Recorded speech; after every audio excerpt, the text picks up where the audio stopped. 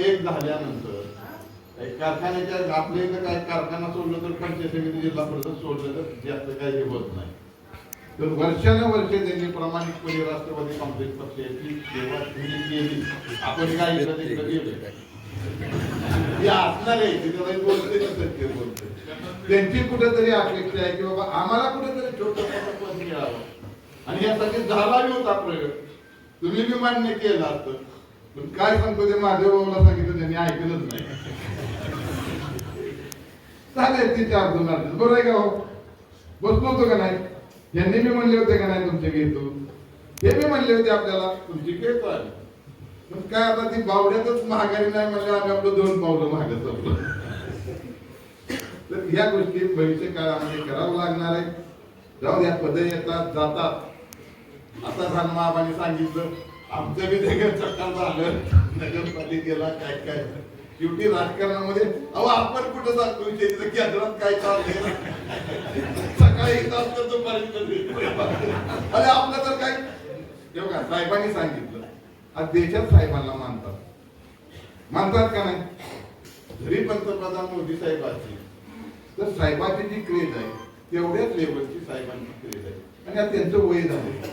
आता वय झाल्यानंतर एकत्र यायला काय कोणाच्या पोटात दुखायला लागलं तिकडे कसे बी इथे चालले आणि काही आपलं एकच होतं की तो तरी काय करायला म्हणजे जवळच म्हणजे सांगतोय की आपलं काय करणार तरी बदल झालेला. ह्याच्यामध्ये एवढं काय कार्यकर्त्याला वाटण्याची गरज नाही. ग्रामपंचायतीच्या निवडणूक आहे त्या सोसायटीच्या निवडणूक आहे त्या ह्याच्यामध्ये आपले मतभेद आहेत. मग आमचं बी मतभेद होतं की आम्ही मिटवलं एका मिनिटात संपून गेलं सांगितलं नाही त्यानं संपलं. आपल्या काय वरच्या वरिष्ठांना सांगितलं आपण बी संपलं पाहिजे. तुम्ही गावात सांगून तुम्ही खालच्या माणसाने ऐकलं पाहिजे. काय ह्याच्यामध्ये आता पुढे 4 वर्ष निवडणुका नाही काय करणार आहे आपण? विरोधात काम काय करणार आहे? 4 वर्ष कार्यकर्त्याला कोण विचारणार नाही. गोष्ट लक्षात घ्या. नाही विचारणार कोण? शेवटी या जिल्ह्याचे पालकमंत्री अजितदादा आहे. हा बरोबर आहे का?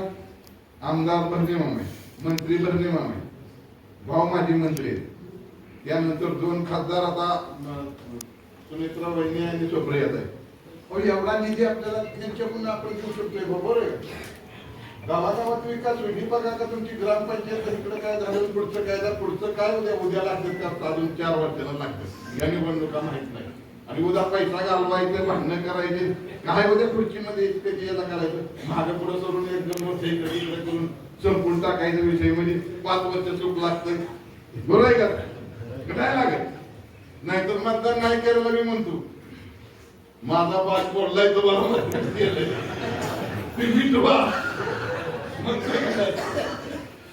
त्याला मतदान केलं नसतं तरी आपल्या सगळं भांडत या गोष्टी मिटल्यानंतर या परिसरामध्ये काही अडचण येणार नाही. भाऊ माझी प्रामुख्यानं मानली या परिसरामध्ये आपण सगळे एक आहे. एक तर सांगतो ही निवडणूक झाली सगळ्यांना मिळून जायचं या बंधाऱ्याचं पलीकडच्या बंधाऱ्याचं आम्हाला बॅरिकेड करून पाहिजे हा माझा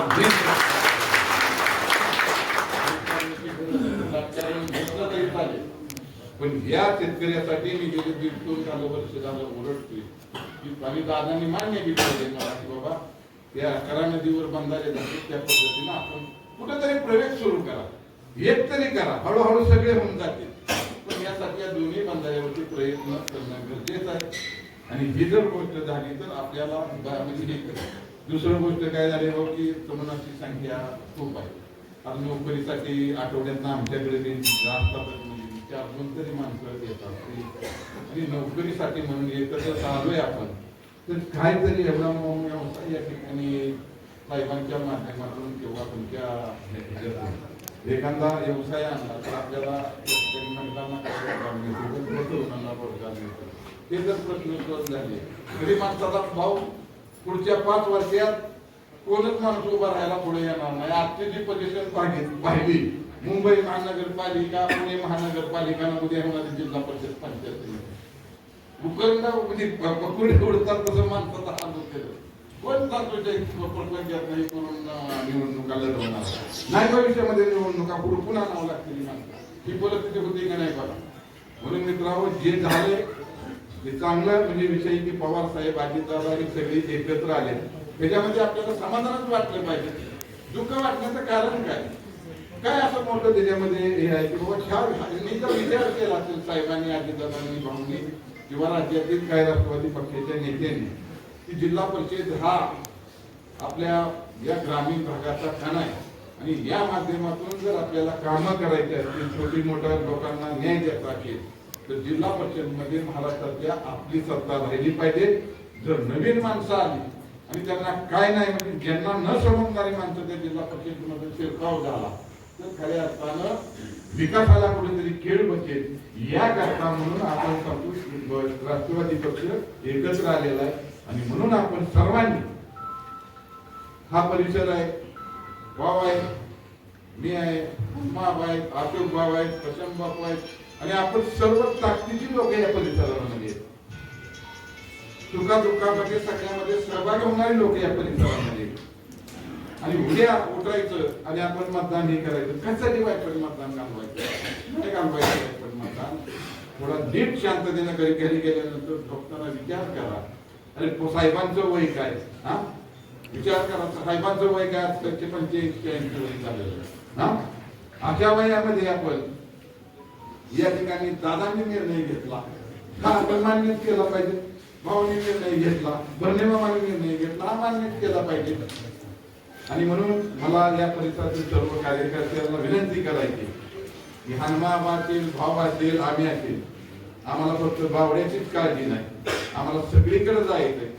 जरा थोडं इथं बाबाचे नाही का आणि तुम्ही ताकदीनं काम करा आणि जास्तीत जास्त या 8 मतदारसंघापैकी हा बावडा हा जिल्हा परिषद मतदारसंघ सगळ्यात जास्त मताने निवडून आला पाहिजे अशा आपण सर्वांनी करावं अशा प्रकारची कळकळीची विनंती करतो. आपलं चिन्ह आहे घड्याळ, अंकिता ताईच्या समोर घड्याळचं बटन दाबायचं, त्याचप्रमाणे दादा पाटीलच्या याच्यासमोर घड्याळचं बटन दाबायचं आणि आमच्या धनश्री पाटील सगळे भाऊ पाटील आले वाचला का तुम्ही पाटील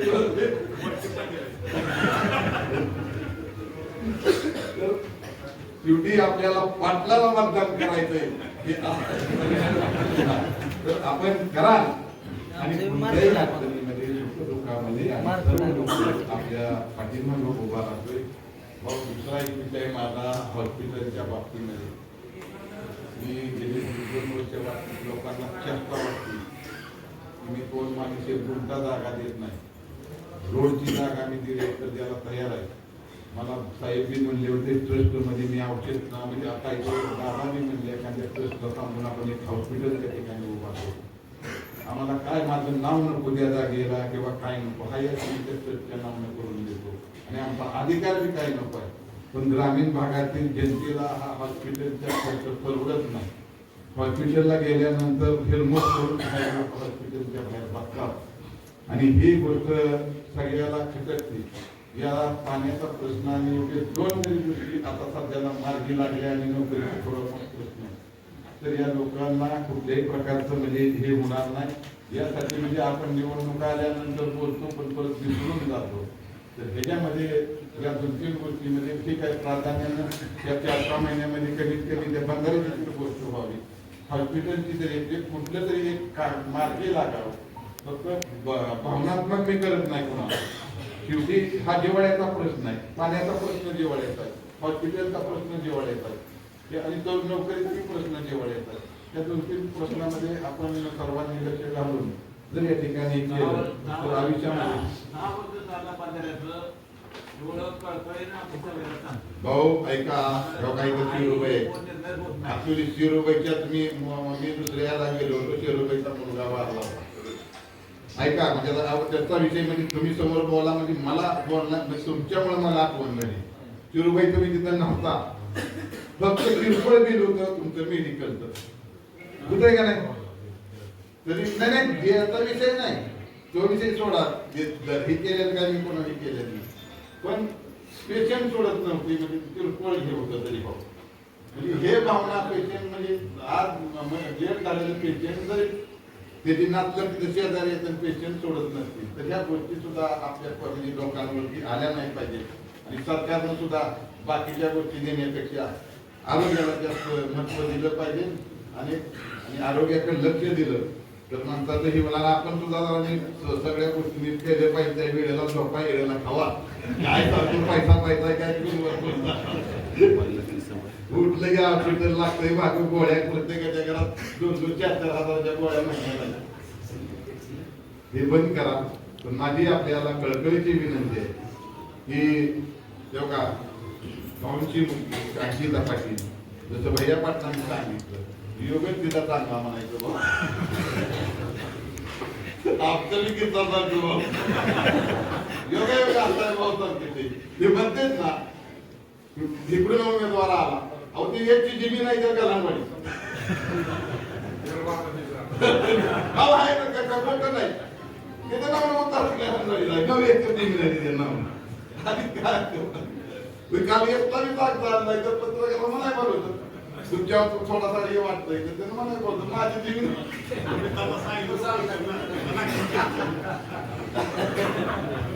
माहित आहे जाऊ द्या. हा विषय याचा गंभीरता झाला.